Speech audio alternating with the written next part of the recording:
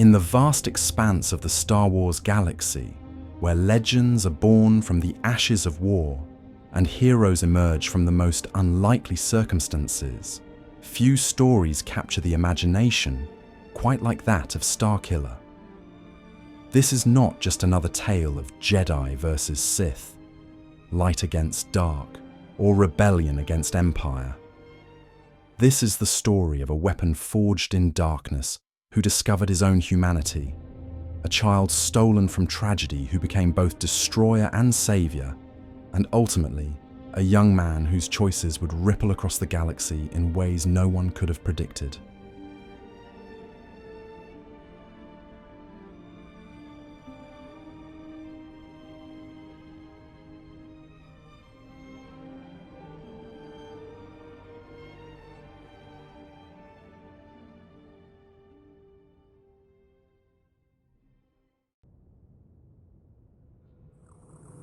Tonight, as you settle into comfort and let the stress of the day fade away, allow me to guide you through the complete chronicle of Galen Marek, the boy who would become known as Starkiller. His journey takes us from the forest world of Kashyyyk to the depths of space, from the highest echelons of imperial power to the hidden sanctuaries of those who dare to resist. Along the way, we'll uncover secrets that reshape our understanding of the Force itself, witness betrayals that cut deeper than any lightsaber, and discover how one person's path from darkness to light helped kindle the spark of rebellion that would eventually topple an empire. So before you jump to hyperspace or drift off to sleep, do me a quick favor. If this little galactic tale has you smiling, nodding, or just enjoying the ride, go ahead and smash that like button. Maybe even subscribe, but only if your inner scoundrel approves. And hey, why not drop your coordinates and local time in the comments? It's always fascinating to see which corners of the galaxy you are tuning in, even the outer rim. So dim your lights, wrap yourself in a blanket, and let the hum of hyperspace lull you as we begin our journey into the origins of this astonishing character. Settle in, get comfy, and let's drift together into tonight's journey through the wildest, sleepiest corners of the Star Wars universe. Before we delve into the extraordinary life of Starkiller, we must first understand the world into which he was born. The galaxy in those days was a place of transition and terror, where the last echoes of the Clone Wars still reverberated through countless star systems. The Jedi Order, once the guardians of peace and justice for over 1,000 generations, had been systematically hunted to near extinction. In their place rose an empire built on fear, control, and the absolute power of the dark side. It was into this galaxy of shadows that Galen Marek entered the world, though he would not keep that name for long. His story begins not with grand prophecies or mystical visions, but with love. Two Jedi who had broken the ancient codes of their order, who had chosen emotion over detachment, passion over serenity. Their names were Kento and Mali Marek, and their decision to follow their hearts rather than Jedi doctrine would set in motion events that neither could have foreseen. The forest world of Kashyyyk had become their sanctuary, a place where towering Rosha trees created a canopy so thick that sunlight barely reached the forest floor. Here, among the Wookiee settlements and endless wilderness, the Marek family thought they could build a life away from the Empire's watchful eye. Kento, once a Jedi Knight of considerable skill, had traded his lightsaber for simple tools, choosing to live as a hermit rather than face the Imperial Inquisitors who hunted his kind. Mali, whose connection to the living force had always been profound, found peace in tending to the wounded and helping the local Wookiee communities. Their son Galen showed signs of force sensitivity from his earliest days, but this gift that might once have been celebrated as a blessing had become a dangerous burden. In the new galaxy order, force sensitivity was not a path to becoming a guardian of peace, but a death sentence waiting to be carried out. The boy's parents knew they were living on borrowed time, that eventually their presence would be detected and their quiet life would come to a violent end. For a few precious years, however, they managed to create something resembling normalcy. Kento taught his son the basics of lightsaber combat, not as preparation for joining a Jedi Order that no longer existed, but as a means of survival in a hostile galaxy. Mali showed the boy how to feel the Force flowing through all living things, how to sense the interconnectedness of life itself. These lessons were given with love, but also with an underlying urgency that the child could sense, even if he couldn't fully understand it. The peace they had built was always fragile, always temporary. The Empire's reach was long, and its memory longer still. Imperial forces regularly swept through Kashyyyk, ostensibly to maintain order among the Wookiee population, but in reality, searching for any sign of Jedi survivors. Each patrol that passed near their hidden home was a reminder that discovery was not a matter of if, but when. That fateful day arrived when Galen was still just a child, barely old enough to understand the magnitude of what was about to unfold. Trandoshan Slavers, working under Imperial contract, had launched a massive raid on a Wookiee settlement. The attack was brutal and unprovoked, designed not just to capture slaves, but to send a message to any who might harbor thoughts of resistance. As the Wookiees' roars of anguish echoed through the forest, Mali Marek made a choice that would define the rest of her family's story. She could not stand by and watch innocent beings suffer when she had the power to help them. Despite years of hiding, despite the danger to herself and her family, Mali ignited her lightsaber for the first time in years and rushed to defend the helpless. Her blade cut through Trandoshan armor and weaponry with practiced ease, and for a brief, shining moment, she was once again the Jedi she had trained to be. But courage and skill were not enough against overwhelming numbers and superior firepower. Kento and young Galen watched from a distance as the woman they loved fell to blaster fire, her sacrifice saving dozens of Wookiee lives, but leaving a wound in the Force that father and son would carry forever. In that moment, Galen experienced his first real taste of loss, his first understanding that the galaxy was a place where good people died and evil ones prospered. The lessons would only grow harsher from there. Mali's death transformed Kento from a peaceful hermit into a paranoid protector. He moved their camp constantly, never staying in one place for more than a few days. He trained Galen harder, pushing the boy's natural abilities while trying to prepare him for a future that seemed to offer only danger and sorrow. The father who had once spoken of the beauty of the Force now taught primarily its applications in combat. Love had not saved Mali, and Kento was determined that his son would not fall victim to the same idealistic thinking. The Imperial response to the Trandoshan incident was swift and merciless. Intelligence reports suggested that a Jedi had been involved in the fighting, and where there was one Jedi, there might be others. The Empire could not allow even the possibility of Jedi survivors to go uninvestigated. Within weeks, a full Imperial invasion force descended upon Kashyyyk, led by the most feared enforcer in the galaxy. Darth Vader's arrival on Kashyyyk was like a shadow falling across the entire world. The Dark Lord of the Sith brought with him not just stormtroopers and war machines, but an aura of menace that seemed to darken the very air around him. His mission was simple: locate and eliminate any Jedi presence on the planet. His methods were characteristically thorough and brutal. The battle for Kashyyyk raged across multiple continents as Imperial forces clashed with Wookiee defenders and the few remaining resistance cells. AT-ST walkers stalked between the massive tree trunks, while TIE fighters screamed overhead, their laser cannons carving burning scars through the ancient forest. The Wookiees fought with the desperation of beings defending their homeworld, but they were outgunned and outnumbered.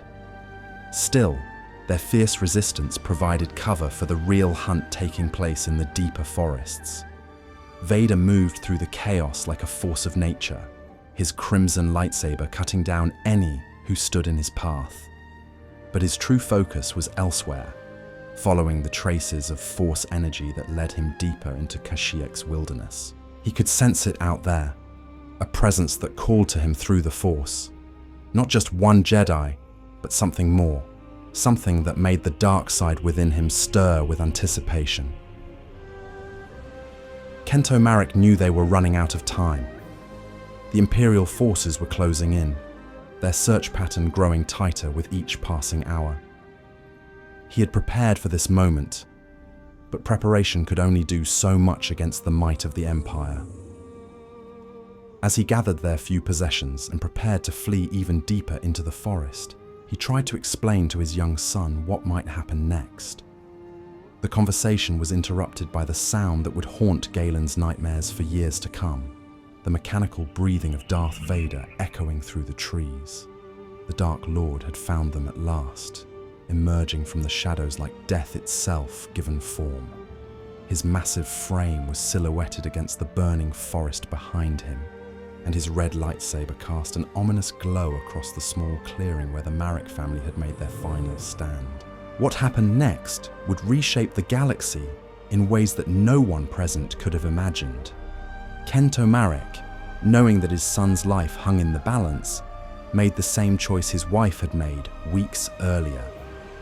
He stepped forward to face impossible odds, igniting his own lightsaber for the first time in years. The blue blade seemed pale and insignificant compared to Vader's weapon, but Kento held it steady as he placed himself between the Sith Lord and his child. The duel that followed was brief but intense. Kento fought with the desperation of a father protecting his son, drawing upon skills that had grown rusty from years of disuse. He was still a formidable opponent, his Jedi training evident in every parry and riposte. But Vader was beyond formidable. He was a master of the dark side, a warrior who had faced and defeated countless Jedi during the Great Purge. The outcome was never truly in doubt. As Kento fell, struck down by Vader's crimson blade, young Galen experienced a moment of pure, crystallized rage. The Force exploded outward from him in a wave of raw power that sent debris flying and actually gave the Dark Lord pause. In that instant, Vader sensed something he had not felt in years: genuine surprise. The child's potential was extraordinary, his connection to the Force unlike anything the Sith Lord had encountered since his own fall to the dark side. What Vader did next would change the course of galactic history. Instead of ending the boy's life as he had ended so many others, he made a different choice.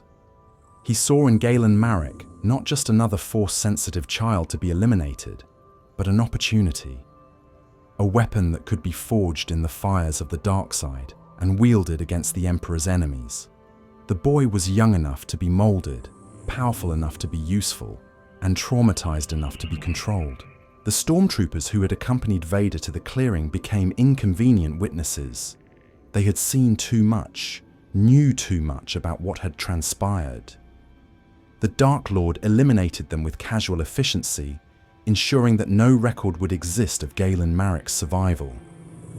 As far as the Empire would know, the Jedi presence on Kashyyyk had been eliminated completely. The boy who might have grown up as a Jedi protector would instead disappear into the shadows, his very existence becoming one of the galaxy's most dangerous secrets. As Vader's shuttle departed Kashyyyk with its secret cargo, the boy who had been Galen Marek began to fade from existence. The name itself would be buried so deeply that even the child would eventually forget it, replaced by something harder, colder, more fitting for the weapon he was destined to become. Vader christened him with a code name that would strike fear into the hearts of those who heard it whispered in the darkest corners of the galaxy: Starkiller. The transformation began immediately aboard Vader's massive Star Destroyer, the Executor. The ship was still under construction, its hull incomplete and corridors echoing with the sounds of welding torches and heavy machinery. But the training facilities were fully operational, and that was all Vader required for his newest project. The boy was given quarters that were more cell than room, sparse and cold, designed to strip away any comfort or sense of security. There would be no gentle introduction to his new life, no period of adjustment or mercy for his youth. Vader's philosophy was brutally simple: forge strength through suffering, create power through pain. The dark side was not something to be studied or contemplated, but beaten into submission through sheer force of will. Every lesson came wrapped in agony, every mistake met with swift and terrible punishment. The first months were a nightmare of physical conditioning and mental manipulation. Starkiller was pushed beyond the limits of what any child should endure, his body broken down and rebuilt stronger, his mind stripped of weakness and filled with focused hatred. The memories of his parents, of love and warmth and safety, were deliberately corrupted, twisted into sources of rage that could fuel his growing connection to the dark side. Vader employed every tool at his disposal to ensure his apprentice's loyalty. Pain was the most obvious instrument, but isolation proved equally effective. Starkiller saw no one but his master and the maintenance droids that tended to the ship. He had no friends, no companions, no one to share his burdens or offer comfort in his darkest moments. The only relationship he knew was the one with his tormentor, creating a twisted form of dependence that Vader exploited ruthlessly. The training regimen was designed to push Starkiller beyond normal human limitations. Vader would abandon him on hostile worlds with nothing but his growing force abilities and the clothes on his back. Assassin droids hunted him through alien jungles while he learned to kill or be killed. There were no second chances, no safety nets, no mercy for failure. Survive or die became the only philosophy that mattered in his young life. Perhaps most insidiously, Vader created a training companion that would ensure Starkiller could never truly rest or feel safe. The holographic training droid designated Proxy was programmed with the combat data and personality matrices of famous Jedi Masters throughout history. At any moment, without warning, Proxy could shift from helpful companion to deadly opponent, manifesting the likeness of legendary warriors and forcing Starkiller into combat. The psychological impact of this arrangement cannot be overstated. Conversations would be interrupted by sudden attacks, meals transformed into battlegrounds, sleep made impossible by the constant threat of assassination.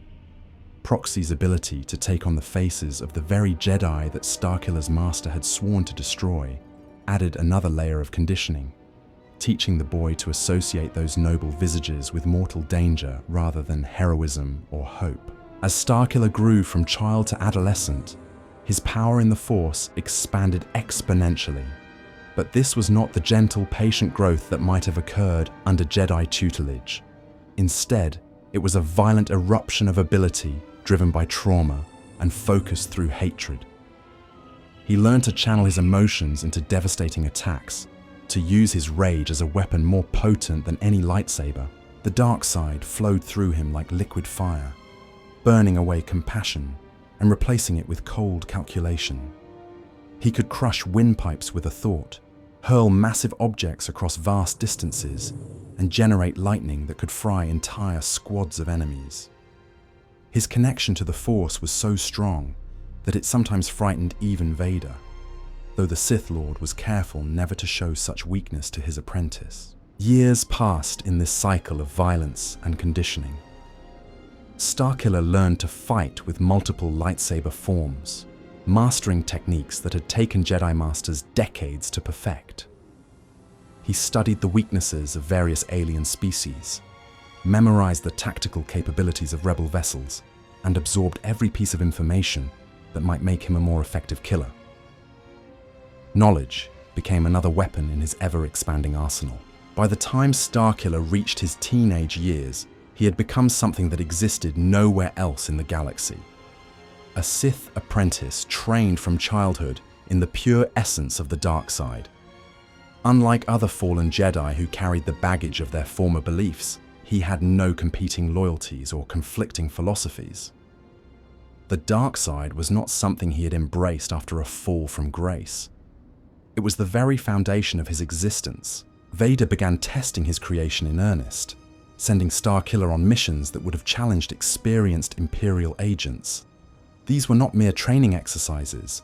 but real operations with genuine consequences. Imperial officers who had displeased the Dark Lord found themselves facing a silent killer who struck from the shadows. Rebel cells that had grown too bold discovered that their hidden bases were not as secret as they believed. Each successful mission reinforced Starkiller's conditioning while expanding his practical experience. He learned to move unseen through crowded spaceports, to infiltrate secure facilities without triggering alarms, to eliminate targets with surgical precision. The skills that might have made him a great Jedi protector were instead honed into tools of assassination and terror. The relationship between master and apprentice during this period was complex and deeply dysfunctional. Vader demanded absolute obedience while simultaneously preparing Starkiller to eventually challenge him, as was the way of the Sith. The Dark Lord pushed his student toward greater power, while ensuring that power remained controlled and directed. It was a delicate balance that required constant adjustment and frequent demonstrations of dominance. Starkiller, for his part, had known no other life and could imagine no other existence. Vader was not just his master, but his entire world, the sole constant in a universe of violence and uncertainty. The boy's loyalty was absolute not because it was freely given, but because it had been programmed into him through years of careful manipulation.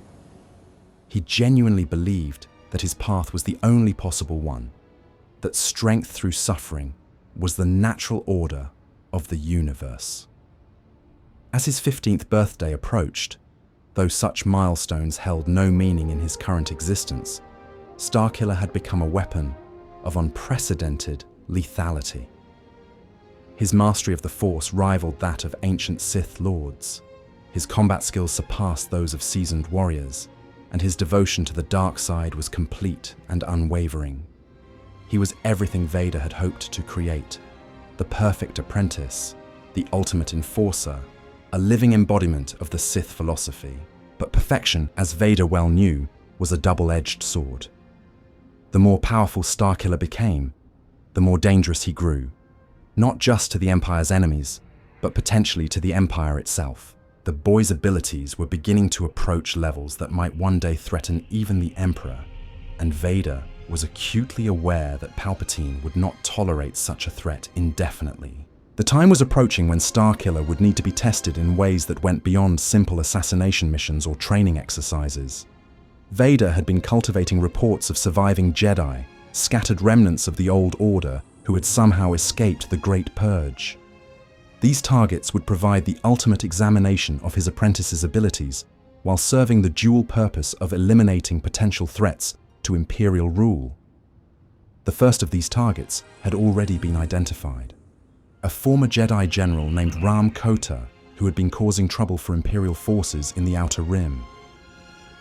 Kota commanded a militia of non-clone soldiers and had been striking at Imperial installations with increasing boldness. He represented everything the Empire sought to destroy: hope, resistance, and the lingering influence of the Jedi Order. For Starkiller, the mission would be his graduation ceremony, the final test that would prove his worthiness as Vader's apprentice.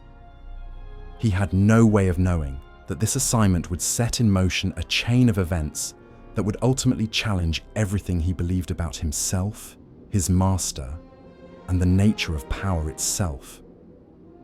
The weapon that Vader had so carefully forged was about to encounter forces that no amount of conditioning could have prepared him for.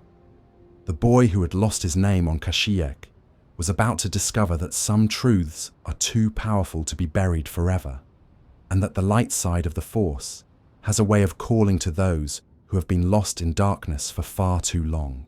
The call came through the ship's communication system, with Vader's characteristic mechanical breathing preceding his words. Starkiller knelt in his sparse quarters, having just completed another grueling training session with Proxy, when his master's voice filled the chamber with its cold authority. This was not another exercise or conditioning routine.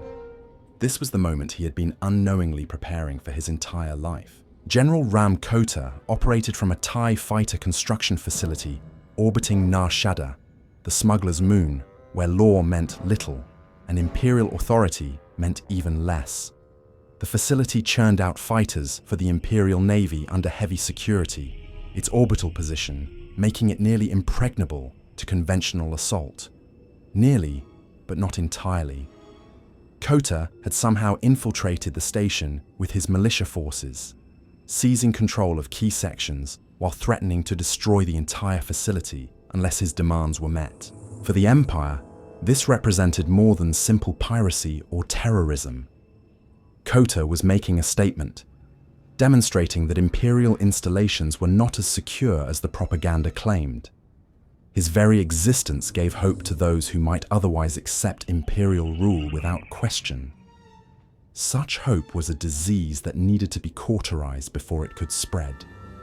Vader's instructions were characteristically precise and merciless. Starkiller was to infiltrate the facility, eliminate Kota and his entire force, then ensure that no evidence remained of their encounter.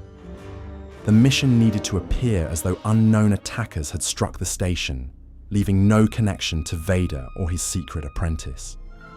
This meant that Imperial personnel at the facility were as expendable as the rebels they fought.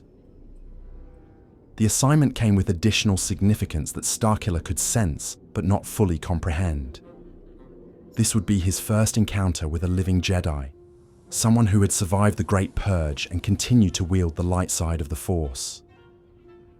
Everything he knew about such beings came from Proxy's combat simulations and Vader's teachings, both of which painted them as weak, deluded fools clinging to an obsolete philosophy.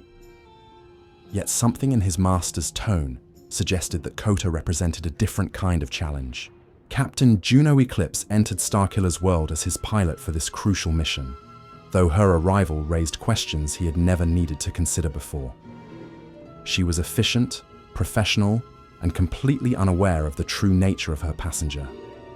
Her presence aboard the Rogue Shadow, Starkiller's personal stealth ship, introduced an element he had never experienced: normal human interaction. Throughout the journey to Nar Shaddaa, Juno made casual conversation, treated him as though he was simply another Imperial operative rather than a living weapon forged in darkness. The experience unsettled him in ways he couldn't articulate. Her easy manner and genuine competence challenged assumptions about weakness and strength that had been drilled into him since childhood. The approach to the TIE fighter facility revealed the full scope of Kota's bold assault. The massive orbital platform hung in space like a mechanical spider, its construction bays and docking arms extending in all directions. Explosions bloomed across its hull as Kota's forces pressed their attack, while Imperial defenders struggled to contain the damage. The sight of such chaos and destruction filled Starkiller with anticipation rather than concern. Juno piloted the Rogue Shadow through the battle zone with skill that impressed even someone trained to notice tactical excellence. She wove between streams of turbo laser fire and debris clouds, finding gaps in the defensive perimeter that larger ships could never have exploited. Her commentary during the approach was professional, but tinged with concern for the Imperial personnel trapped aboard the facility. That concern puzzled Starkiller in ways he couldn't fully understand. Why should the fate of Imperial troops matter beyond their tactical utility? They were tools to be used and discarded as circumstances demanded, no different from any other resource in the Empire's vast arsenal. Yet something in Juno's voice suggested she saw them as individuals rather than mere assets, a perspective that felt foreign to everything he had been taught. The Rogue Shadow docked with the facility's lower levels, far from the main fighting. Starkiller's insertion would be subtle, allowing him to move through the station's corridors without immediately alerting either side to his presence. His mission parameters were clear: reach Kota, eliminate him, then ensure no witnesses remained to report what they had seen. Moving through the facility's corridors was like walking through a war zone frozen in time.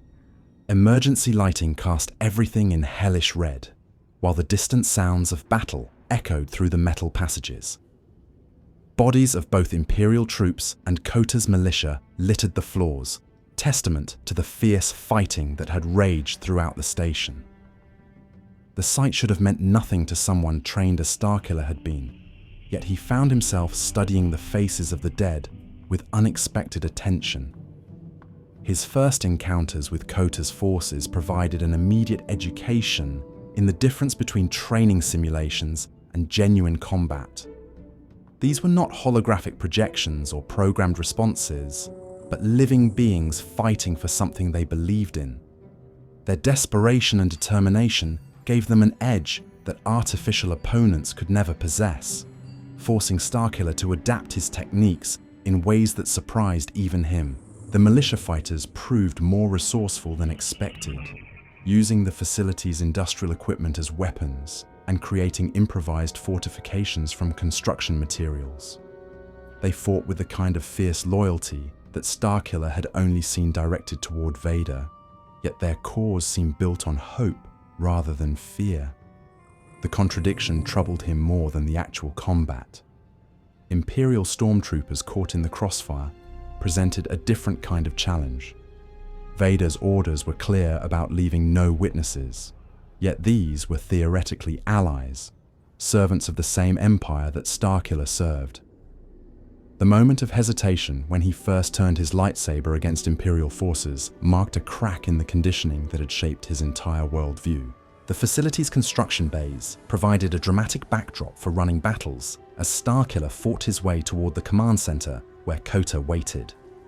Massive TIE fighter components hung from assembly lines, while sparks showered down from damaged power systems. The industrial chaos created a maze of obstacles and opportunities, allowing for the kind of three-dimensional combat that showcased the full extent of his abilities. Using the Force to manipulate the heavy machinery around him, Starkiller discovered new applications for powers he had only practiced in controlled environments. Massive construction arms became clubs to smash through defensive positions. Assembly line components transformed into projectiles that could punch through reinforced barriers. The facility itself became an extension of his will, every system and structure a potential weapon. Yet with each display of power, each demonstration of his superiority over ordinary beings, Starkiller found himself questioning things that had never occurred to him before. The fear in his enemy's eyes was not the satisfaction he had expected to feel. The way Imperial troops looked at him, not with respect or admiration, but with the same terror they showed toward rebel fighters, suggested that perhaps the line between protector and destroyer was not as clear as he had been taught. The approach to the command center brought him face to face with increasingly desperate resistance. Kota's most loyal followers had positioned themselves in a final defensive line, knowing they faced impossible odds, but refusing to abandon their general. Their willingness to die for someone else was a concept that Starkiller understood intellectually, but had never truly experienced. Vader commanded obedience through power and fear. These beings offered their lives freely for something beyond themselves. When the command center doors finally opened, revealing General Rahm Kota in all his weathered glory, Starkiller experienced something he had never felt before: respect for an enemy. The old Jedi stood calmly amid the chaos of his failing assault. His blue lightsaber already ignited, his blind eyes somehow focused directly on the approaching threat. There was no fear in his posture, no desperate bravado, only the quiet confidence of someone who had accepted his fate while remaining true to his principles. The duel that followed would be remembered by both combatants for the rest of their lives, though for very different reasons. Kota fought with the experience of someone who had survived the Clone Wars and the Great Purge, his every move economical and purposeful. His style was not the flashy acrobatics that Proxy had simulated, but the practical sword work of a soldier who had learned to kill efficiently and without waste. Starkiller's aggressive assault met Kota's measured defense in a clash that shook the command center to its foundations. The young Sith's raw power was undeniable, his connection to the dark side lending him strength and speed that should have overwhelmed any opponent. Yet Kota's experience and tactical mind allowed him to turn those advantages into weaknesses, using Starkiller's aggression against him. For the first time in his life, Starkiller faced an opponent who seemed to anticipate his every move. Kota read the patterns in his attacks, exploited the gaps in his defense, and demonstrated that raw power without wisdom was often its own limitation. The Jedi's fighting style incorporated elements that no simulation had prepared him for: patience, restraint, and the ability to find strength in acceptance rather than anger. The facility around them continued its death spiral toward Nar Shadda's surface, adding an element of desperate urgency to their confrontation. Gravity fluctuated as artificial systems failed, debris rained down from damaged superstructures, and the very air grew thin as life support systems struggled to maintain atmosphere. Yet neither combatant allowed these distractions to break their focus. As the duel progressed, Starkiller began to understand why Vader had chosen Kota as his first real target. This was not just about eliminating a Jedi survivor, but about testing whether years of conditioning could overcome the influence of someone who genuinely embodied the light side of the Force. Kota's presence was like a beacon in the darkness, challenging everything Starkiller had been taught about strength and weakness. The end came suddenly, as such moments often do. A moment of overextension, a fraction of a second where defense became offense and Starkiller's blade found its mark. Kota's lightsaber went flying as the Jedi Master staggered backward, his face bearing the permanent scar of their encounter.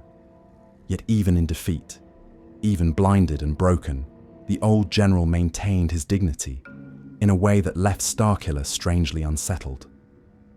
Standing over his fallen opponent, lightsaber raised for the killing blow, Starkiller hesitated. This was the moment he had trained for his entire life, the proof of his worthiness as Vader's apprentice. Yet something held him back, some whisper of doubt that had never existed before. Kota's words echoed in the command center, speaking of hope and redemption, of paths not taken and choices yet to be made. The facility's final plunge toward the moon's surface forced an immediate decision. Starkiller could stay and ensure Kota's death, dying himself in the process, or escape and trust that the crash would finish what his blade had started. The choice seemed obvious, yet the hesitation it required marked another crack in the foundation of his certainty. Leaping from the collapsing structure with seconds to spare, Starkiller landed on the rogue Shadow's hull as Juno piloted them clear of the expanding debris field. Behind them, the TIE fighter facility tore itself apart in a spectacular display of destruction that lit up Nar Shaddaa's perpetual twilight.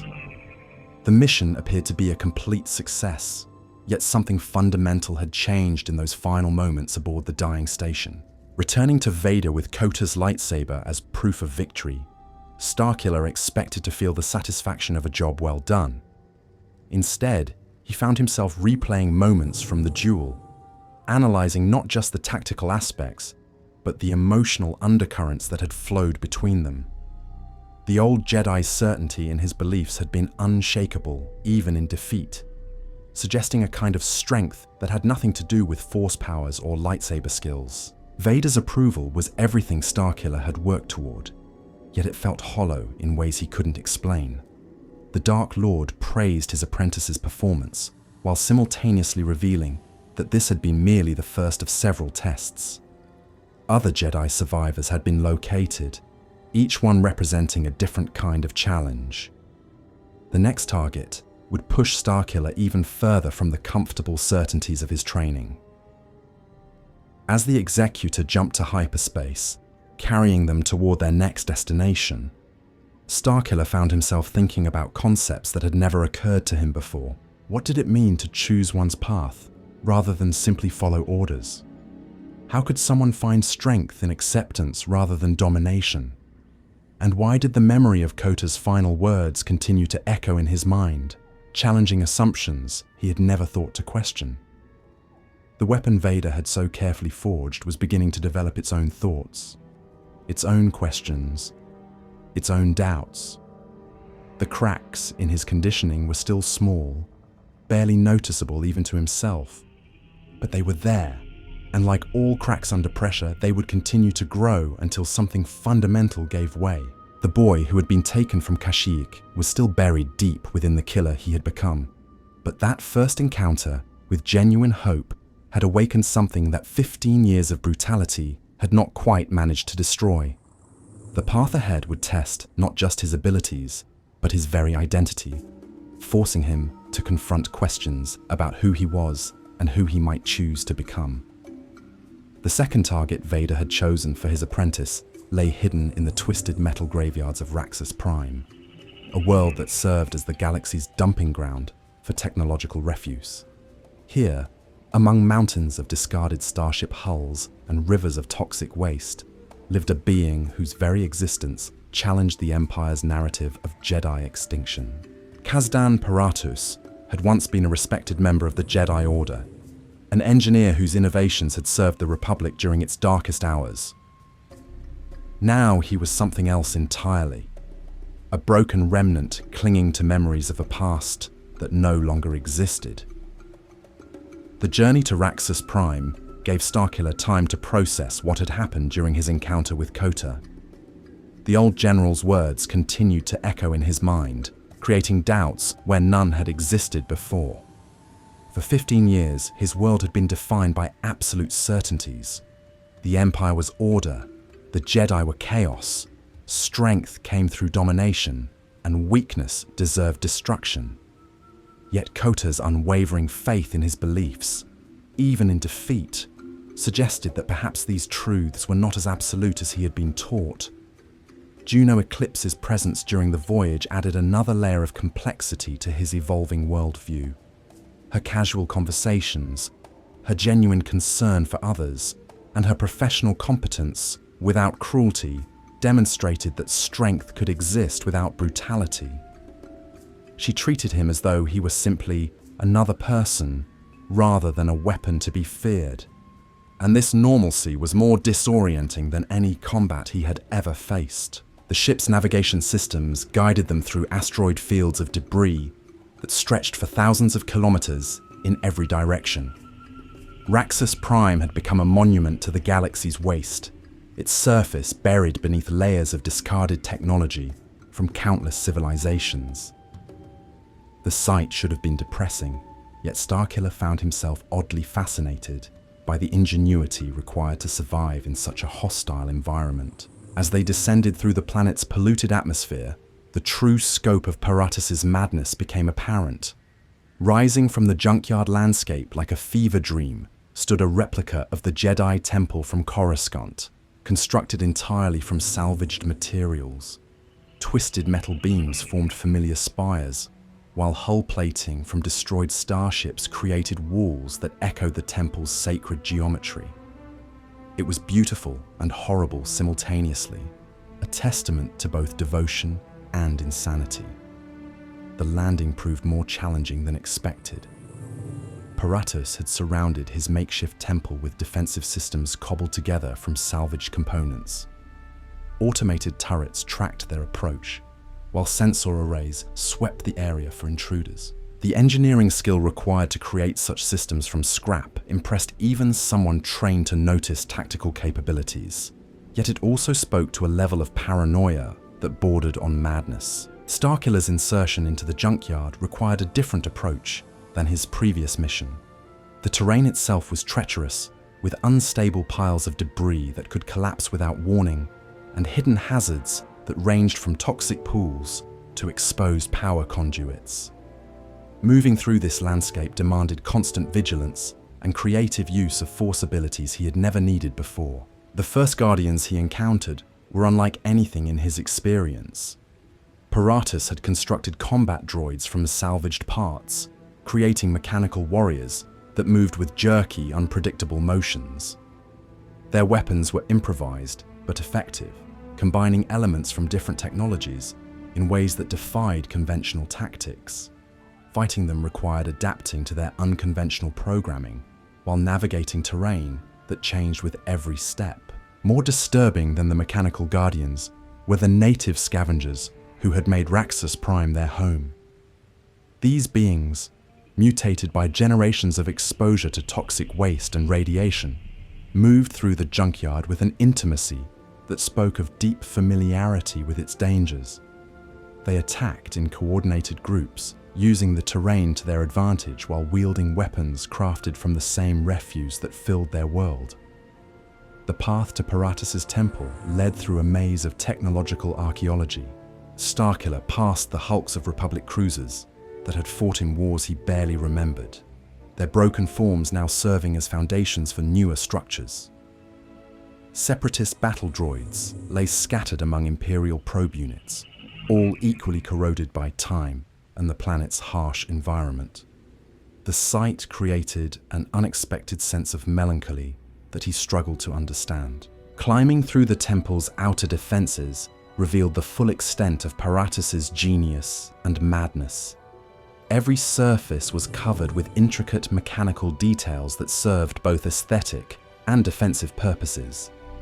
Security systems had been integrated so seamlessly into the architecture that the building itself seemed alive, watching and responding to threats with mechanical precision. The craftsmanship was extraordinary, yet it served to protect something that could never truly exist again. The temple's interior chambers were even more unsettling than its exterior. Paratus had recreated not just the physical structure of the Jedi Temple, but its spiritual elements as well. Meditation chambers contained mechanical approximations of sacred texts, while training rooms featured holographic projectors that displayed lightsaber forms from memory. The attention to detail was obsessive, suggesting years of painstaking work driven by desperate nostalgia. In the temple's heart, Starkiller discovered Paratus's most disturbing creation, a mechanical recreation of the Jedi High Council chamber. Wire and metal sculptures filled the familiar circular arrangement, crude representations of the masters who had once governed the Order. Each figure sat in its proper place, creating a grotesque parody of the temple's most sacred space. The sight triggered memories he hadn't known he possessed, fragments of stories his parents had told him about the Order's greatest leaders. Kazdan Paratus emerged from behind his mechanical creations like a spider descending from its web. The Alina Jedi was tiny even by his species standards, but a mechanical harness strapped to his back gave him multiple limbs and enhanced mobility. He moved with twitchy, insectile motions while wielding a double-ended lightsaber pike that hummed with unstable energy. His eyes held the glassy shine of someone who had retreated so far into madness that reality had become negotiable. The chamber filled with the sound of activating weapons as Paratus's droid council came to life. Each mechanical Jedi master was programmed to fight in the style of its real counterpart, their crude lightsaber approximations igniting in a rainbow of colors. The sight of these twisted representations preparing for battle created a sense of wrongness that went beyond mere tactical concern. The battle that followed was unlike anything Starkiller had experienced before. Paratus commanded his artificial army with desperate fury, his multiple mechanical arms allowing him to coordinate attacks from several directions simultaneously. The false council members advanced in formation, their programming creating a bizarre echo of the coordinated fighting techniques that had once made the Jedi Order formidable. Fighting multiple opponents at once tested every aspect of Starkiller's training. His lightsaber work had to be precise enough to parry attacks from several directions, while his force abilities managed threats that conventional weapons couldn't address. The mechanical nature of his enemies created unique challenges, as they felt no pain and knew no fear, continuing to fight even when severely damaged. Yet as the battle progressed, something unexpected began to happen. The mechanical Jedi Masters, despite their crude construction and simplified programming, began to display coordinated tactics that reminded Starkiller of Proxy's more sophisticated simulations. They covered each other's weaknesses, created openings for their allies, and demonstrated a kind of teamwork that he had never encountered in real combat. The The realization struck him with surprising force. These machines were fighting as the real Jedi Council might have fought, protecting each other and working toward a common goal. The programming that Paratus had installed wasn't just about individual combat techniques, but about the philosophy that had guided the Order's greatest masters. Even in their twisted mechanical forms, they embodied principles of cooperation and mutual support that stood in stark contrast to the Sith emphasis on individual dominance. One of the droids managed to land a blow that briefly disarmed Starkiller, demonstrating that even artificial opponents could be dangerous when properly coordinated. The moment of vulnerability taught him something important about underestimating enemies based on their nature rather than their capabilities. These machines might lack the force sensitivity of real Jedi, but their tactical programming more than compensated for that limitation. The tide of battle turned when Starkiller began using the Force to turn Paratus's creations against each other. Waves of electrical energy arced through the chamber, overloading the droid's systems and causing them to collapse one by one. Yet as each artificial master fell, Paratus's anguish became more apparent. He wasn't just losing weapons or tools, but watching his friends die again, just as they had during Order 66. The sight of the mad Jedi's genuine grief over his mechanical companions created an unexpected moment of sympathy. These crude representations meant more to Paratus than life itself, serving as his only connection to a past that had been violently severed.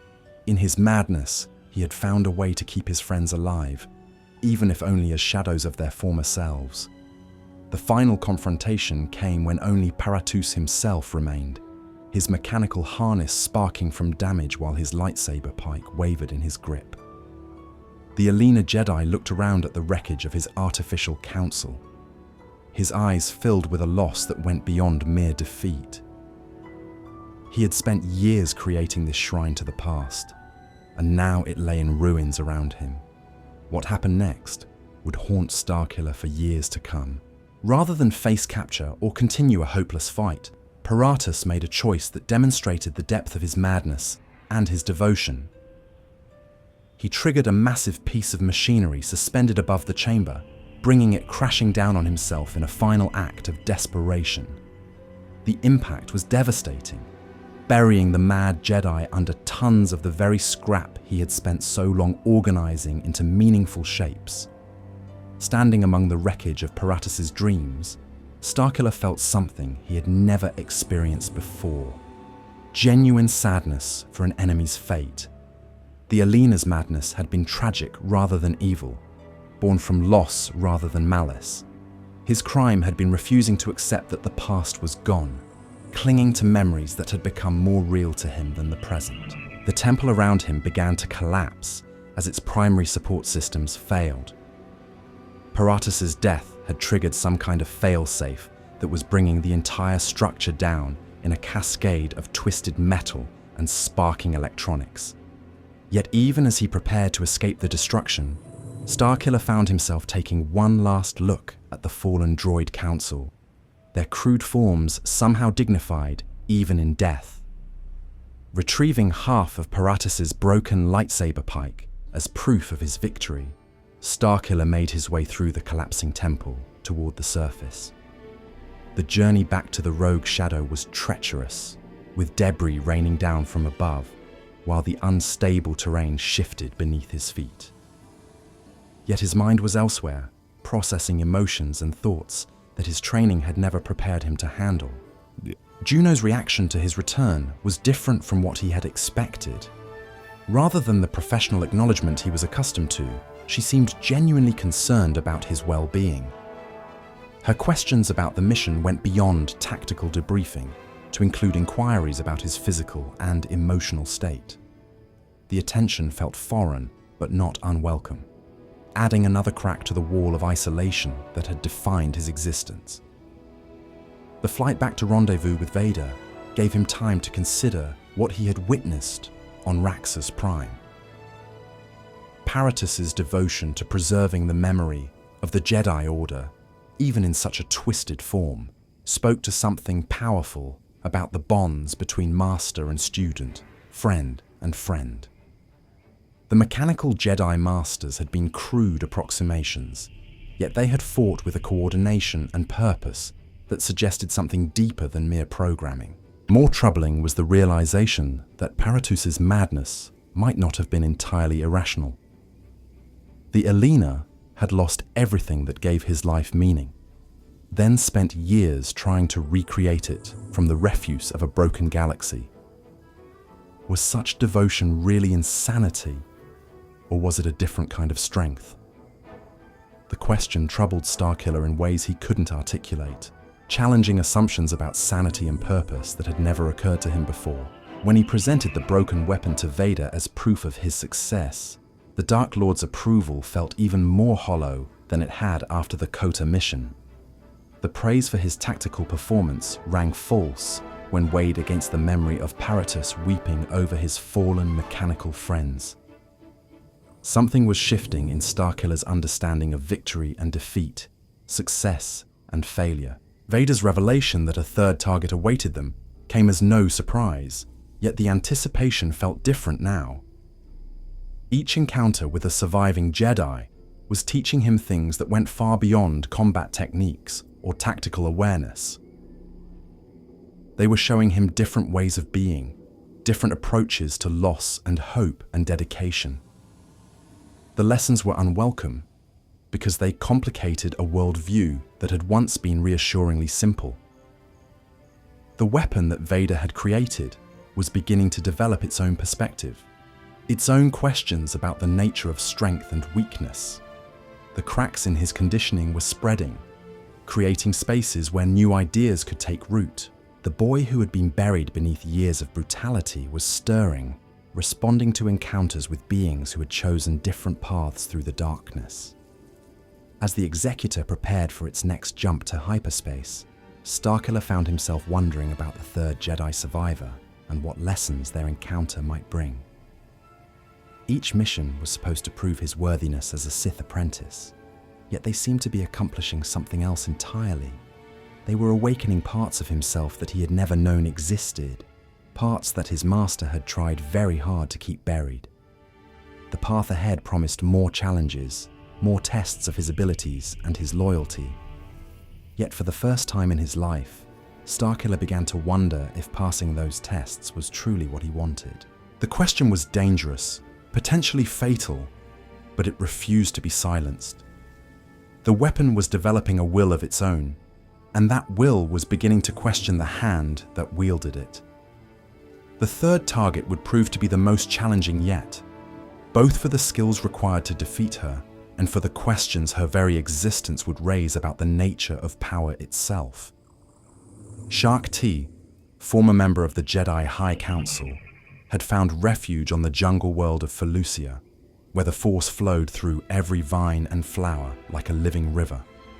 Her presence had transformed the planet into something beyond its natural state, creating a nexus of light-side energy that could be felt across star systems. Vader's briefing about this final test carried a weight that the previous missions had lacked. The Dark Lord spoke of Shaak Ti with something approaching respect, acknowledging her power while warning that she represented a different kind of danger than either Kota or Paratus. Where the general had been a warrior and the engineer a madman, the Togruta master was something far more formidable, a true servant of the light side in its purest form.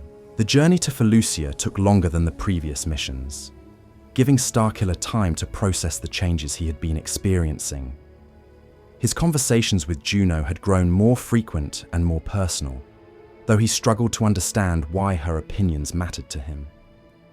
She represented something he had never encountered before, someone who treated him as though he were worth caring about, not because of his power or his usefulness, but simply because he existed. These interactions were creating new pathways in his mind, connections between thoughts and feelings that his conditioning had tried to prevent. The rigid structure of absolute obedience and unquestioning loyalty was developing stress fractures, small gaps where doubt and curiosity could take root.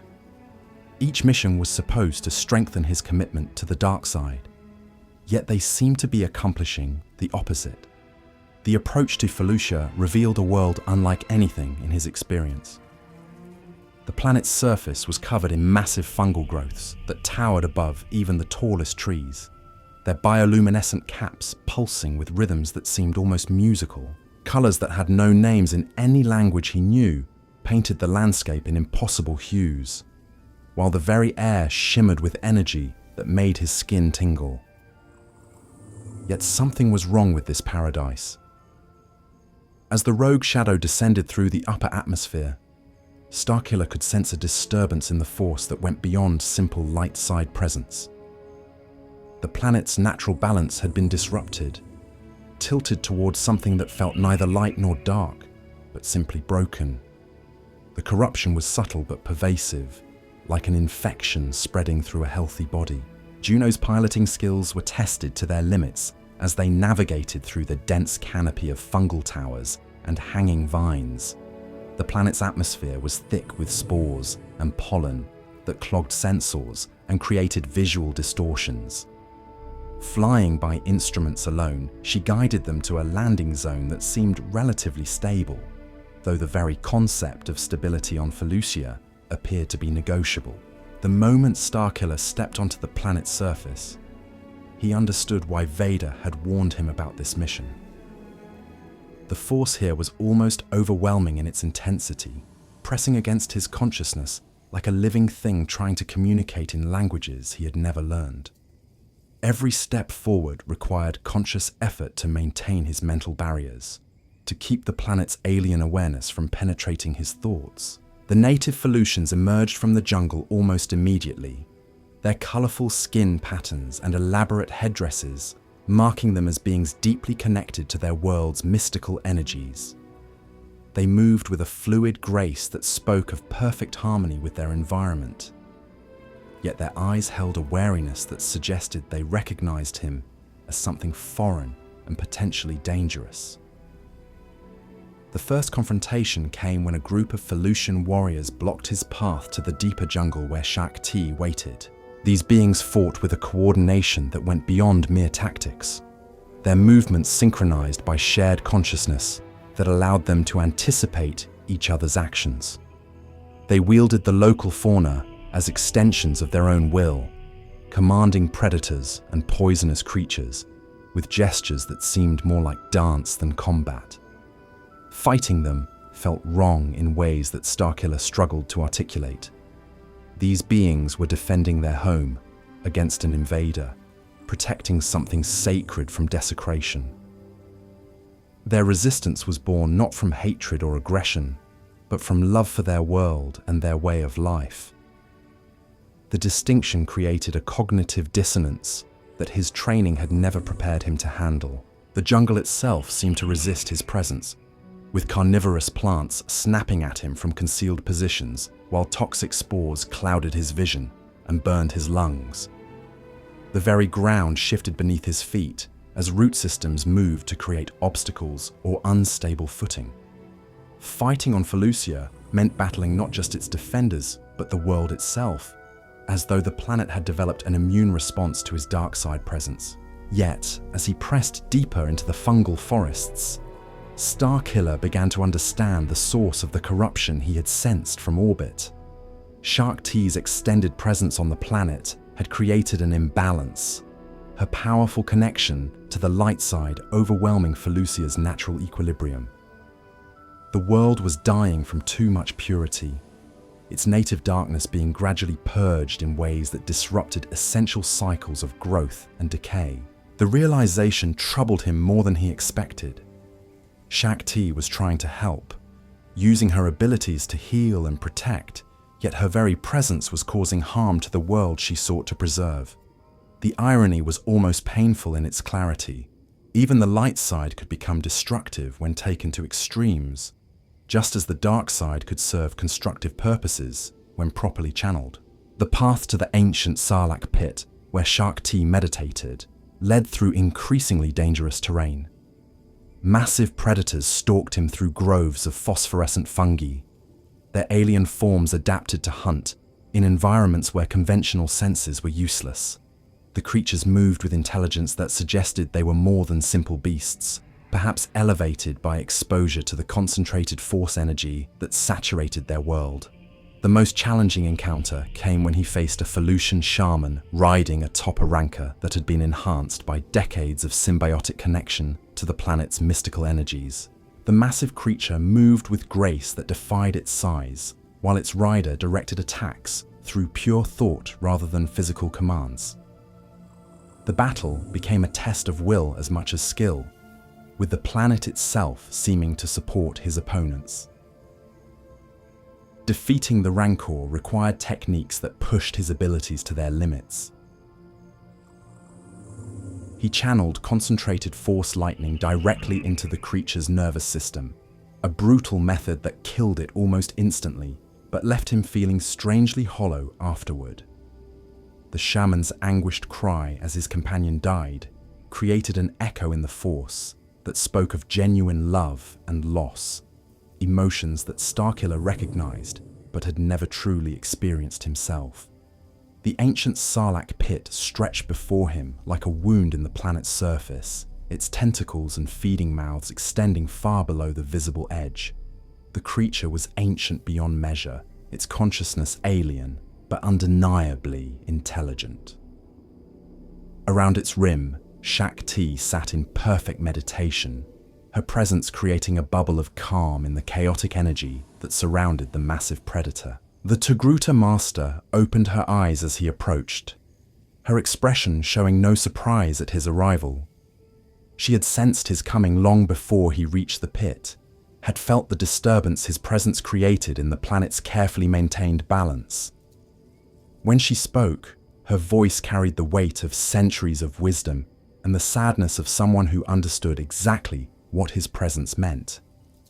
Their conversation was brief but profound, touching on concepts that Starkiller had never considered before. Shaak Ti spoke of the corruption spreading through Felucia, acknowledging her role in the planet's decline while expressing hope that her sacrifice might restore the natural order. She saw his arrival not as a catastrophe, but as an opportunity for redemption, both for herself and potentially for him. The duel that followed was unlike his previous encounters with surviving Jedi. Shaak Ti fought with a serenity that transformed combat into something approaching art, her blue lightsaber weaving patterns that seemed to channel the very essence of the light side. She used Felucia's corrupted energies against themselves, turning the planet's imbalance into a weapon while simultaneously working to heal the damage her presence had caused. Her fighting style incorporated elements that no training simulation could have prepared him for. She moved with the rhythm of natural cycles, her attacks flowing like water while her defenses stood firm as ancient trees. The force flowed through her in ways that made her seem less like an individual fighter and more like an expression of cosmic harmony made manifest. Yet as the battle progressed, Starkiller began to sense something unexpected in his opponent's technique. Shaak Ti was not fighting to kill or even to win in any conventional sense. She was fighting to teach, using their confrontation as a final lesson for both herself and her opponent. Every exchange of blows carried meaning beyond mere combat, each parry and riposte designed to demonstrate principles that words could never convey. The lesson she was teaching became clear as their duel reached its climax. Power without wisdom was destruction, but wisdom without action was equally futile.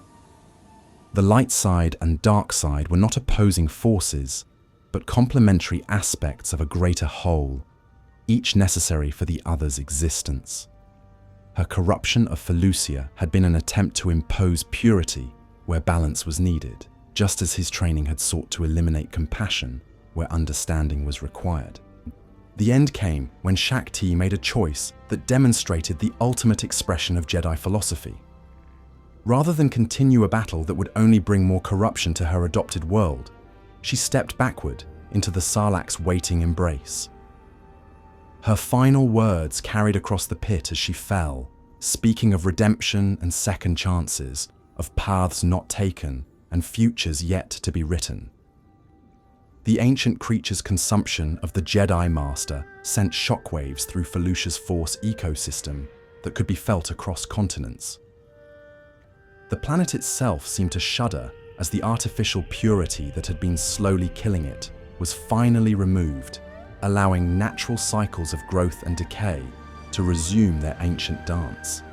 The corruption began to heal almost immediately, though the scars would remain for generations. Standing at the edge of the Sarlacc pit, Starkiller experienced something that his 15 years of conditioning had tried to prevent: genuine grief for someone who had been his enemy. Shaak Ti's sacrifice had saved her world, while denying him the victory he had been sent to claim. She had chosen her own death, rather than allow him to take it from her, transforming defeat into a kind of triumph that he struggled to understand.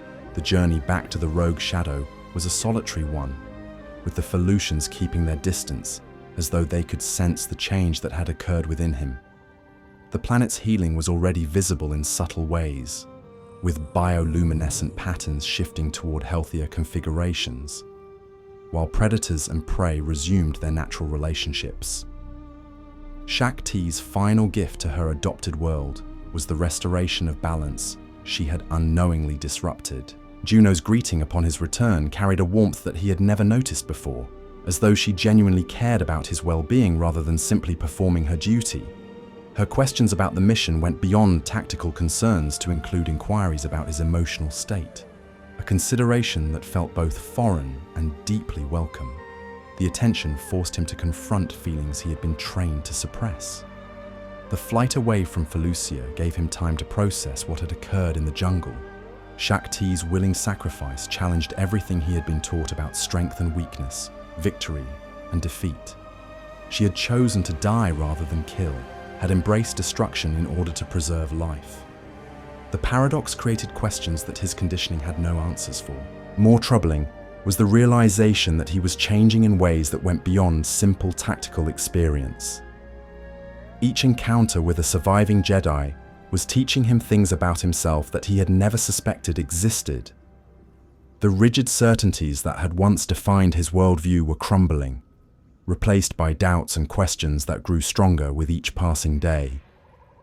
When he presented himself to Vader aboard the Executor, the Dark Lord's reaction was different from what he had expected. There was satisfaction in his master's mechanical breathing, but also something else, a sense of anticipation that suggested the real test was yet to come. The 3 Jedi had been eliminated, but their true purpose had been something other than simple assassination. Vader's revelation came like a physical blow. Everything Starkiller had accomplished, every mission he had completed, every moment of growth and questioning he had experienced had been orchestrated for a larger purpose. The Dark Lord had been planning something far more ambitious than the elimination of Jedi survivors. The real target was Emperor Palpatine himself, and Starkiller was to be the weapon that struck him down. The proposal was everything a Sith apprentice should have dreamed of. The chance to help overthrow the most powerful being in the galaxy and claim his place at his master's side. Yet as Vader outlined his plans for rebellion against the Emperor, Starkiller found himself questioning not just the feasibility of such an undertaking, but its fundamental morality. The encounters with Kota, Paratus, and Shaak Ti had shown him that there were ways of being that went beyond the simple dichotomy of ruler and ruled. The seeds of doubt that had been planted during his missions were beginning to bloom into something more dangerous: independent thought. The weapon Vader had created was developing a conscience, and that conscience was beginning to question the hand that wielded it. The boy who had been buried beneath years of conditioning was stirring, responding to lessons that no amount of brutality had been able to completely suppress. As the Executor prepared for whatever came next, Starkiller stood at a crossroads that would define not just his own future, but the fate of the galaxy itself. The path ahead promised power beyond imagination, but it also demanded sacrifices that he was no longer certain he was willing to make. The weapon was learning to choose its own targets, and those choices would reshape everything he thought he knew about strength, loyalty, and the true meaning of power. The darkness that had shaped him since childhood was being challenged by something he had never expected to find: hope. It was a small flame, barely more than an ember, but it was growing stronger with each breath.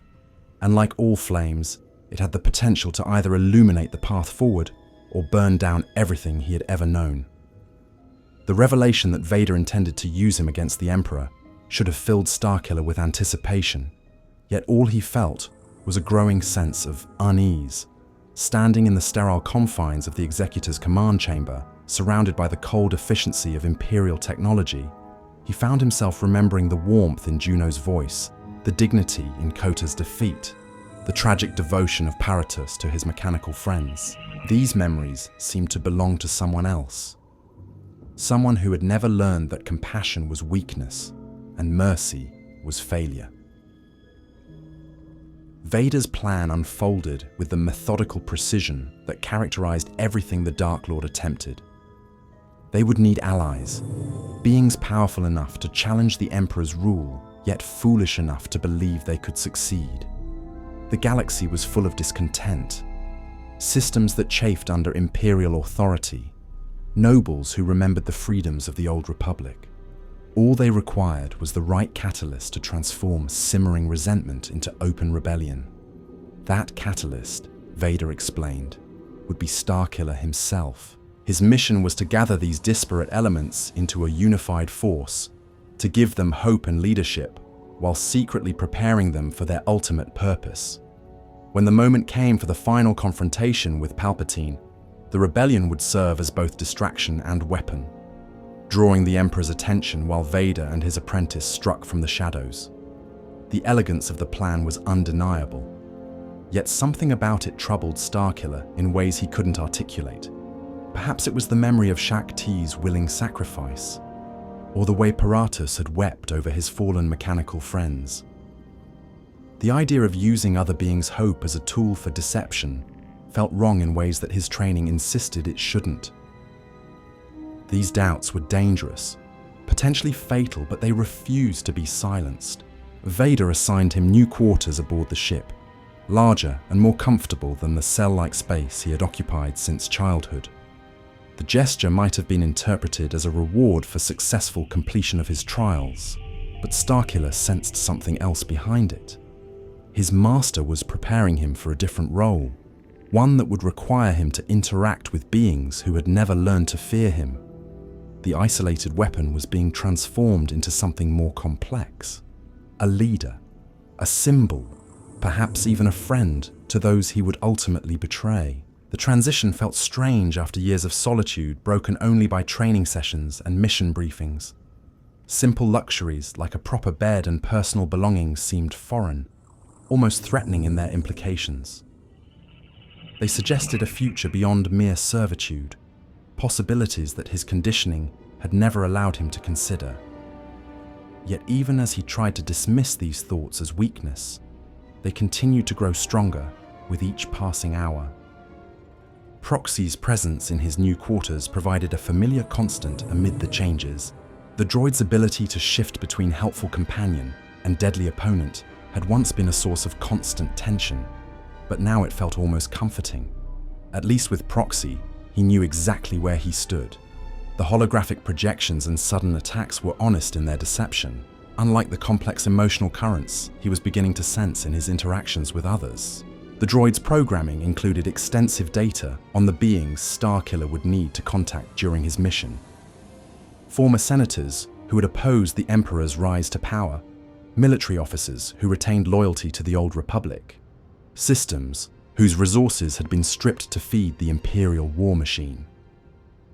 Each potential ally represented a different piece of the puzzle Vader was assembling, though the final picture remained frustratingly unclear. Juno Eclipse's role in the coming mission was explained with characteristic efficiency. She would serve as his pilot and liaison, her Imperial credentials providing cover for their activities, while her piloting skills ensured they could escape from situations that went badly. What Vader didn't explain, perhaps didn't even realize, was how her presence had begun to affect his carefully conditioned apprentice. Their first destination was a world Starkiller had never heard of. a planet called Ryloth, where the native Twi'lek population had been systematically oppressed by Imperial forces. The situation there was complex, involving corporate interests, criminal syndicates, and genuine freedom fighters whose motivations ranged from noble to purely mercenary. It would be his first real test as something other than a simple assassin. The journey gave him time to study the intelligence reports Vader had provided, learning about beings whose lives had been shaped by forces very different from his own experience. These people had families, communities, traditions that stretched back generations. They fought not because they had been programmed to do so, but because they chose to resist. The concept of choice was becoming increasingly important to him, though he struggled to understand why. Juno's casual conversation during the voyage continued to unsettle him in ways that felt both dangerous and strangely pleasant. She spoke of her own experiences serving the Empire, her pride in her piloting abilities, her concerns about the direction Imperial policy was taking. Her words suggested that loyalty need not be absolute, that it was possible to serve something while still maintaining independent thought. The idea was revolutionary for someone raised as Starkiller had been. His entire existence had been built on the principle of absolute obedience, unquestioning faith in his master's wisdom and power. Yet here was someone who had thrived within the Imperial system while retaining her own moral compass, her own sense of right and wrong. The contradiction challenged assumptions he had never thought to question.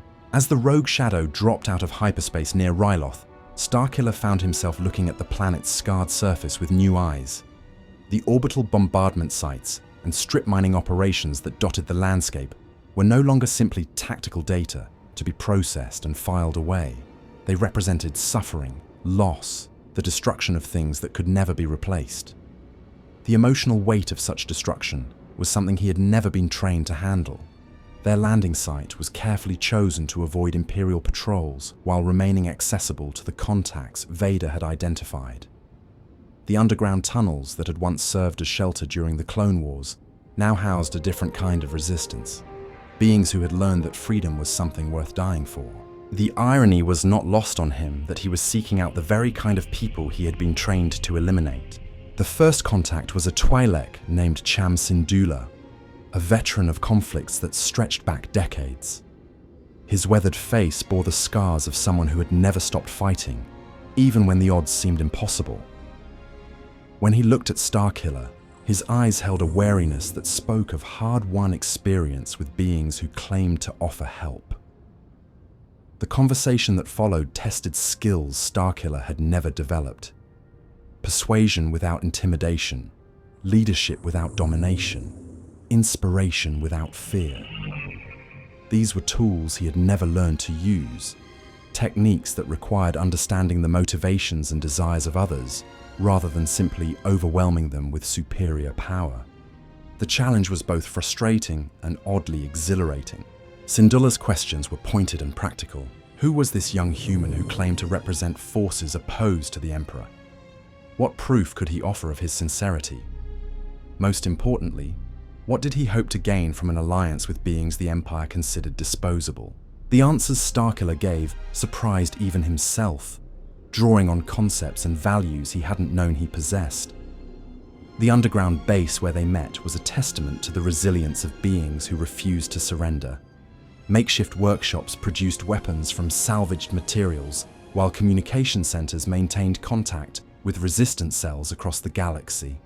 Children played in corridors that doubled as barracks, their laughter a defiant assertion of life in the face of systematic oppression. The sight stirred emotions in Starkiller that his conditioning had tried to eliminate. As negotiations continued over several days, he found himself genuinely impressed by the quality of the people he was meeting. These were not the weak, deluded fools his training had prepared him to expect. They were intelligent, capable, resourceful beings who had made conscious choices about how to live their lives. Their strength came not from hatred or fear, but from love for things they were unwilling to lose. The moment of truth came when Syndulla demanded a demonstration of Starkiller's commitment to their cause. Intelligence had located an Imperial detention facility where captured resistance fighters were being held for interrogation and execution. A rescue mission would accomplish multiple objectives: save valuable lives, gather intelligence, and prove that their new ally was willing to take genuine risks for their shared goals. The facility was heavily guarded and well defended, the kind of target that would normally require a full military assault to breach. Yet Starkiller's unique abilities made such an approach unnecessary. He could infiltrate where others could not, strike where defenses were weakest, accomplish objectives that conventional forces would find impossible. The mission would be his first real test as something other than a simple weapon. Planning the assault required a different kind of thinking than he was accustomed to. Instead of simply eliminating all opposition, he needed to consider the safety of prisoners, the value of intelligence that might be destroyed in combat, the political implications of his methods. These concerns would have been irrelevant in his previous missions, but now they shaped every aspect of his approach. Juno's role in the operation extended beyond simple transportation. Her knowledge of Imperial procedures and security protocols proved invaluable in identifying weaknesses that could be exploited. More importantly, her genuine concern for the mission's success and the lives at stake provided a moral compass that Starkiller found himself relying on more than he cared to admit. The infiltration itself went smoothly, his years of training serving him well in the familiar environment of an Imperial facility. Yet something was different this time. Instead of the cold efficiency that had characterized his previous missions, he found himself actually caring about the outcome. The faces of the prisoners he freed, their gratitude and hope, created connections he had never experienced before. One prisoner in particular caught his attention. A young Twi'lek who had been captured while trying to protect her family from Imperial raiders. Her courage in the face of certain death reminded him of someone, though it took him several moments to realize who. She possessed the same quiet strength he had sensed in his mother during those brief, precious years on Kashyyyk, the same willingness to sacrifice herself for others that had ultimately cost Marek her life. The realization struck him with unexpected force. For the first time since his transformation into Starkiller, he was remembering his parents not as sources of weakness to be overcome, but as examples of strength to be admired. Their love for each other and for him had been real, powerful, worthy of respect rather than contempt. The memory created a warmth in his chest that no amount of conditioning had been able to completely extinguish. The successful completion of the rescue mission earned him the trust and respect of Syndulla's organization. But more importantly, it gave him something he had never possessed before: a sense of purpose that extended beyond simple obedience. These people were fighting for something greater than themselves, and for the first time in his life, he wanted to be part of something like that. Yet even as he celebrated this small victory, Starkiller remained acutely aware of the deception at its heart.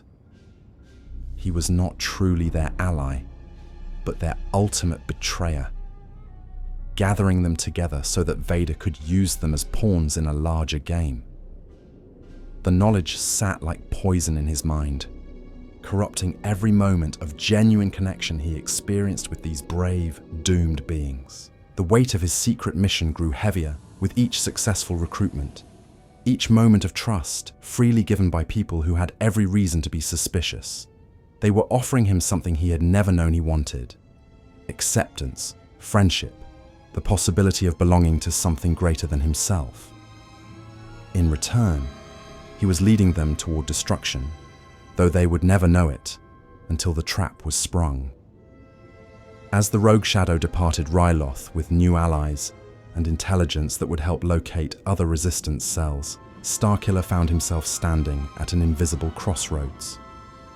He could continue following Vader's plan, gathering the rebellion that would ultimately serve as a distraction while Master and Apprentice struck at the Emperor. Or he could choose a different path, one that would require him to reject everything he had been taught about power and loyalty and strength.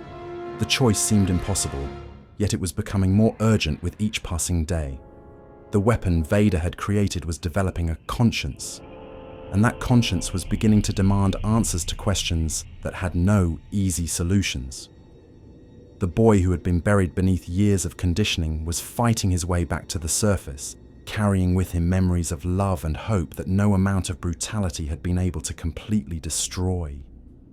The path ahead promised revelations that would test everything he thought he knew about himself and his place in the galaxy. The rebellion was growing, fueled by hope he was helping to kindle while knowing it would ultimately be betrayed. The contradiction was becoming unbearable, creating pressures that threatened to tear apart the carefully constructed identity that was all he had ever known. In the quiet moments between missions, when Juno thought he was sleeping and Proxy had powered down for the night, Starkiller found himself reaching out through the Force to touch the minds of those he was supposedly helping. Their dreams were filled with visions of freedom, of a galaxy where their children could grow up without fear, of justice and peace and all the things the Empire had taken from them.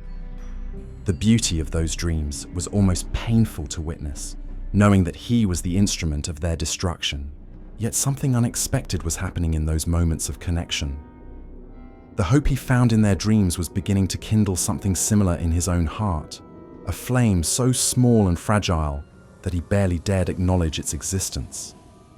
It whispered of possibilities he had never considered, of choices that could still be made, of redemption that might be possible even for someone like him. The flame grew stronger with each act of genuine heroism, each moment when he chose to save rather than destroy, to protect rather than eliminate. It was fed by Juno's growing trust, by the gratitude of those he helped, by memories of his parents that refused to remain buried. Most dangerously of all, it was nourished by a growing understanding that the power to choose his own path had always existed within him, waiting for the courage to exercise it. The weapon Vader had created was becoming something its maker had never intended, a person capable of independent moral judgment. The transformation was far from complete, the conditioning still strong enough to reassert itself in moments of stress or uncertainty. But the process had begun, and like all such changes, it would prove impossible to reverse once it had gained sufficient momentum. As their ship jumped to hyperspace, carrying them toward their next recruitment mission, Starkiller closed his eyes and tried to imagine a future that extended beyond Vader's plans for galactic domination. The vision that came to him was fragmented and uncertain, filled with possibilities both wonderful and terrifying. It was the first time in his life that he had dared to dream of something other than perfect obedience, and the sensation was both exhilarating and deeply frightening. The galaxy was vast and full of wonders he had never been allowed to appreciate, populated by beings whose lives had value that extended far beyond their utility as tools or obstacles. Somewhere in that infinite expanse, there might be a place for someone who chose to use his power to protect rather than destroy, to build rather than tear down, to kindle hope rather than extinguish it. The thought was dangerous enough to be fatal if Vader ever suspected its existence, yet Starkiller found himself unable to abandon it completely. The seed of rebellion had been planted not in the hearts of his supposed allies, but in his own soul, and it was growing stronger with each passing moment. The question was no longer whether he would eventually have to choose between loyalty and conscience, but whether he would have the courage to make the right choice when that moment arrived. The weapon was learning to question the hand that wielded it, and those questions were becoming more insistent with each beat of his awakening heart. The boy who had been Galen Marek was stirring beneath the surface of the killer he had become, and with that stirring came possibilities that neither his master nor the Emperor could have anticipated. The Force itself seemed to be guiding him toward a confrontation that would test not just his power, but his very soul. A battle that would determine not just his own fate, but the destiny of everyone he had come to care about. In the darkness of hyperspace, surrounded by the quiet hum of the ship's engines and the peaceful breathing of the woman who had become more important to him than he dared admit, Starkiller began to plan for a future that Vader had never intended him to see. The rebellion he was gathering would indeed serve its purpose, but perhaps not in the way his master expected. The weapon was learning to choose its own targets, and those choices would reshape the galaxy in ways that no one could predict. The transformation was far from complete, the path ahead still shrouded in uncertainty and danger.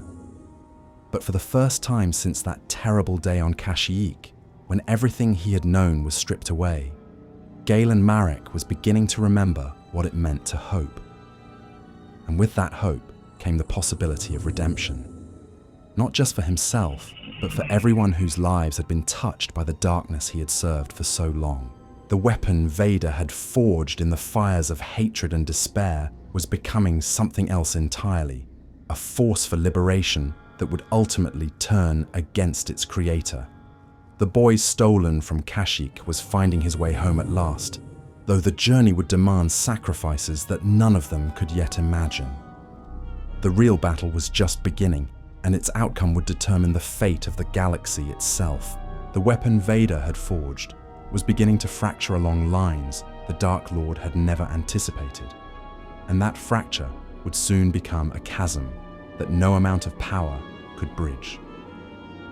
As Starkiller continued his missions of recruitment, gathering the scattered threads of resistance into what would become the Rebel Alliance, each act of supposed deception became an act of genuine conviction. The lie was transforming into truth, the mask becoming the face beneath it. The irony was not lost on him during those quiet moments between missions when doubt crept in like shadows at twilight. He had been sent to kindle false hope in order to extinguish it more completely, yet that hope had taken root in his own heart with a tenacity that surprised even him. Every rebel cell he contacted, every downtrodden world he visited, every act of imperial cruelty he witnessed, added fuel to a fire that burned brighter than any lightsaber blade. Juno's presence during these journeys had become something he looked forward to rather than simply endured. Her conversations revealed a mind that questioned without cynicism, that maintained idealism despite years of imperial service.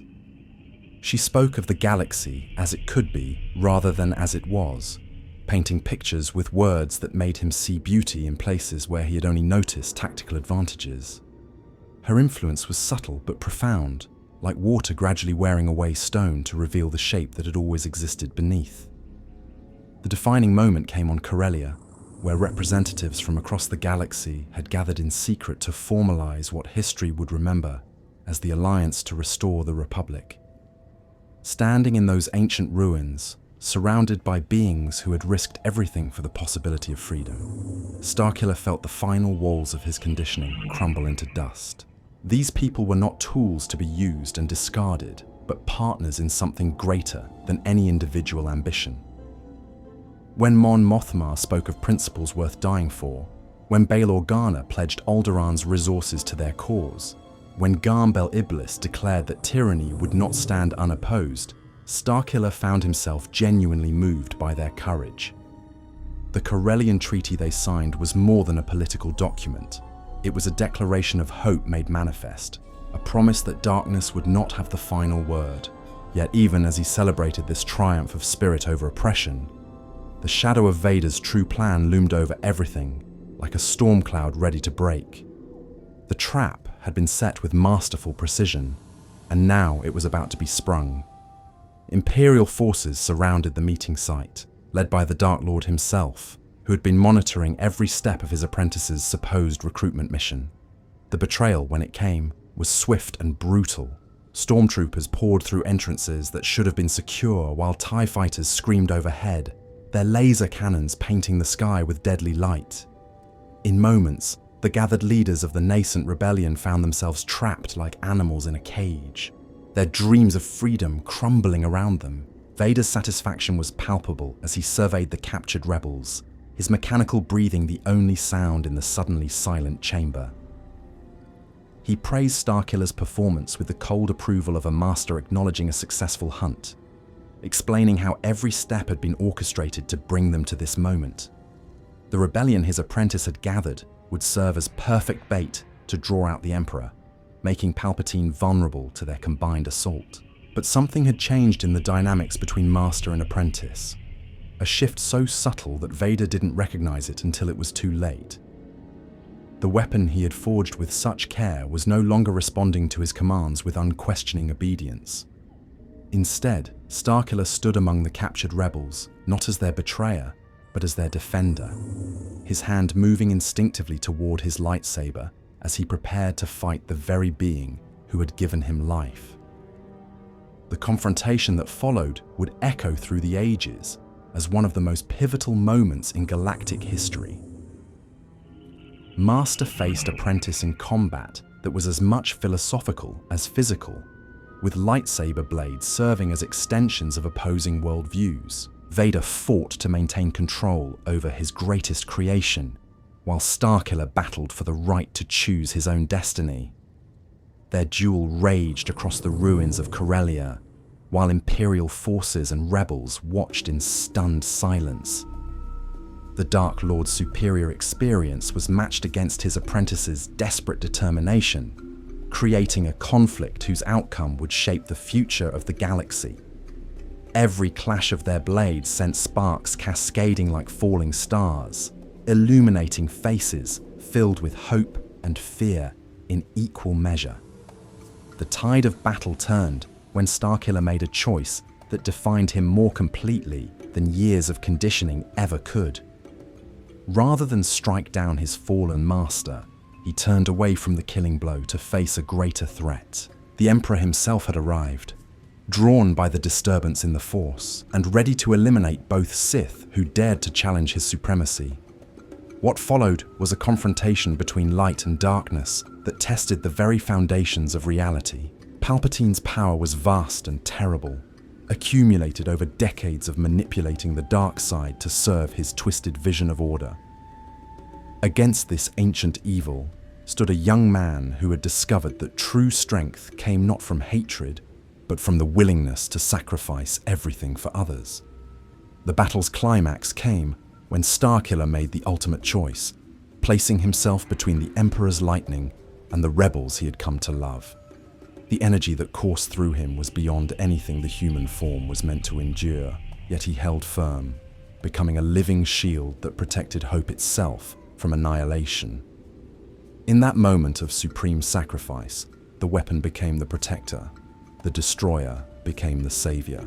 As his physical form dissolved into pure Force energy, Starkiller's final thoughts were not of regret or loss, but of profound peace. He had found his way back to the light that his parents had tried to show him so many years ago on Kashyyyk. The boy who had been stolen by darkness had chosen to give his life so that others might live in freedom. His sacrifice was not in vain. The rebels escaped to carry on their fight, inspired by the example of someone who had found redemption in the most unlikely circumstances. The rebel alliance that emerged from the ashes of Corellia bore his family crest as their symbol, transforming the Marek starbird into a beacon of hope that would guide the galaxy through its darkest hours. Vader survived the encounter, though not unchanged. The loss of his apprentice, combined with the Emperor's obvious willingness to replace him, planted seeds of doubt that would eventually bloom into his own rebellion years later. The weapon he had created to serve his ambitions had instead shown him a different path, one that would culminate in his own redemption and the Emperor's ultimate defeat.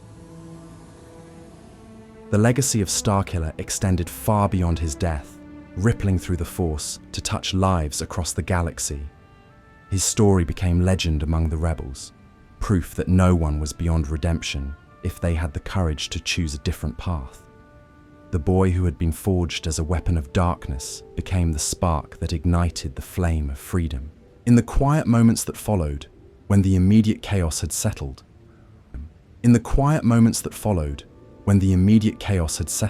and the survivors began to process what they had witnessed, Juno Eclipse knelt beside the spot where Galen Marek had made his final stand. Through her tears, she whispered words of gratitude to someone who had taught her that love was stronger than hate, that hope could triumph over despair, that even the darkest heart could find its way back to the light. The weapon had become the key to the Empire's downfall, though not in the way Vader had intended. By choosing compassion over cruelty, sacrifice over selfishness, Starkiller had demonstrated that the dark side's greatest weakness was its inability to understand the power of love. His transformation from destroyer to protector would inspire countless others to make similar choices in the battles to come. Thus ends the tale of the boy who was stolen from Kashyyyk and forged into a weapon of unimaginable power, only to discover that his greatest strength lay not in his ability to destroy, but in his willingness to protect. Galen Marek's journey from darkness to light reminds us that redemption is always possible, that the choices we make define us more than the circumstances that shape us, and that sometimes the most powerful force in the galaxy is a single person's decision to do what is right, regardless of the cost. In the vast tapestry of Star Wars lore, few stories capture the complexity of the human spirit quite like that of Starkiller. His legacy lives on in every act of rebellion against tyranny, every choice to help rather than harm, every moment when someone decides that love is worth fighting for. The weapon became the symbol, the destroyer became the inspiration, and the boy who lost his way in darkness became the light that guides others home. As you drift towards sleep, carry with you the knowledge that even in the darkest times, hope endures. Like Galen Marek before us, we all have the power to choose our own path, to reject the programming that would make us less than we could be, and to find our way back to the light that has always existed within us. The Force flows through all things, connecting us to something greater than ourselves, and in that connection lies the promise that no darkness, no matter how deep, can extinguish the flame of hope that burns in every heart willing to kindle it.